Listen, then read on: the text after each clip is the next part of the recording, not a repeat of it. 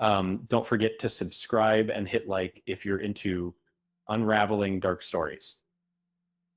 Now, ever wondered just how deadly one seemingly innocent bookstore clerk can be?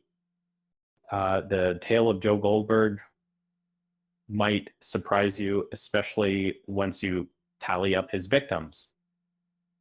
Imagine a charming bookstore manager with a history darker than a Noir film.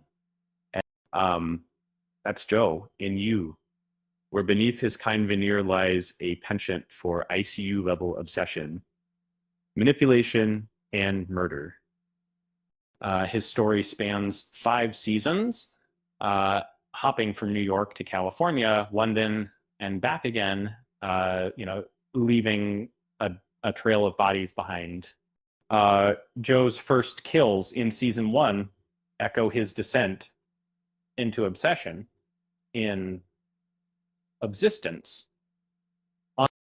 It all begins in a bookstore where his love for Guinevere Beck spiraled into violence. Benji Ashby, Beck's ex, quickly becomes expendable. Joe poisons him with peanut oil and meticulously makes sure he disappears in the most gruesome way. Teeth extraction, burning remains, and then there's Peach Salinger, who merely escapes him, but is ultimately shot and staged as a suicide. These initial murders set the tone. Joe's desire to erase anyone in his way is raw and unfiltered back in the early days. He also murders Elijah Thornton, pushing him from a rooftop when jealousy consumes him. That act hints at darker origins, fueled not just by love, but by a deep-seated rage. His visits to Paco, a young neighbor, led to a life or death choice when he stabs Paco's abusive stepfather, rationalizing it as rescue, his first attempt at a moral saving act. Season 1's finale is a climax of suppression and control, and Beck uncovers his stash of keepsakes, exposing he's a murderer. And Joe, ever the manipulator, captures her, leading her to believe that she'll be his last victim. Instead, it's her life that ends in his hands, strangled, silenced, possessed. Moving into season 2, Joe changes scenery, but not his appetite for death. As Will, he kills Jasper Kren, a dangerous scammer who threatens to unmask him. And the gruesome disposal of body fed into a meat grinder underscores his chilling efficiency. Other victims include Henderson, a celebrity predator Joe inadvertently pushes downstairs during a scuffle, and Jeremy, the artist, whose murder reflects his fractured mind.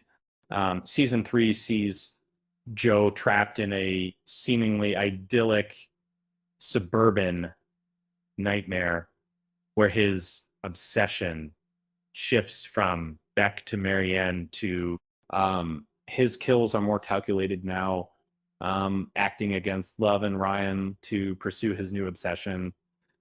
The most traumatic, the orchestrated death of Love herself, poisoned by wolfsbane, and staged as a suicide. His dramatic escape involves a fake death, burning their home with love inside, an act of total destruction, both physically and emotionally. Season 4 dives into his psychological abyss in London. And here, Joe suffers a dissociative breakdown, split personalities emerging. And his alter ego, Reese Montrose, takes over uh, causing him to commit a series of murders. Malcolm, Simon, Gemma, uh, and others. Each kill is more gruesome and deliberate, revealing how dissociation feeds his bloodlust.